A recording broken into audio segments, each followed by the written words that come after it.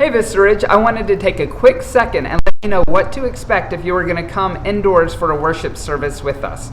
First of all, I want to say there's no pressure to come to an in-person indoor worship service, right? If you are feeling uncomfortable in any way, we invite you to stay at home and worship with us at 8:30 for a traditional service or 11 o'clock for a contemporary service, and both the services will be live streamed. And of course, if you're not feeling well, if you've been exposed to somebody with COVID-19 or might have any other concerns about your health, please stay home. Throughout the Gospels, we see that Jesus is concerned with people's spiritual health. He's concerned with their physical health. He invites them to be good neighbors, to love their neighbors. Not once does he mention taking attendance for people's church services, right? So it is okay for some people to be worshiping in the building and for you to be comfortable worshiping at home. So just want to make that clear. But if you are ready to come and worship inside the building, we want to let you know a couple things.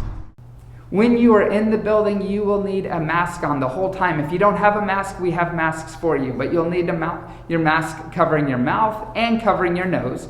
And we want to make sure that you register for worship ahead of time. And so starting Tuesday morning, you will be able to register for the upcoming worship service. And that just gives us an idea of who is going to be coming into our building. And at some point, we will cut off. And so we want to make sure that you register and reserve a seat. We certainly have room for guests. So if a guest comes, we will have a space for them. And we have some other members who have said, if we get full, we can simply step out and provide a seat for somebody else. But we want to make sure that we register attendance because that changes how we seat people inside our sanctuary. But when you get here, an usher will open the door for you. You don't have to touch the door. We'll have some hand sanitizer for you. And then there's little blue lines that you can stand on, just like kindergarten. And it reminds us that we need to stay socially distanced. And then an usher will seat you in the sanctuary.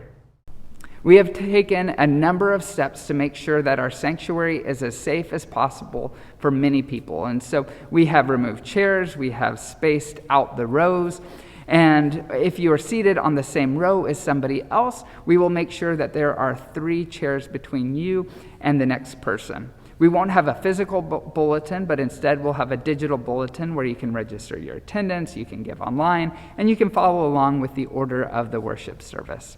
Speaking of the order of the worship service, it's going to be a little shorter than normal, just to make sure that we're not sitting in the same space with each other for too long.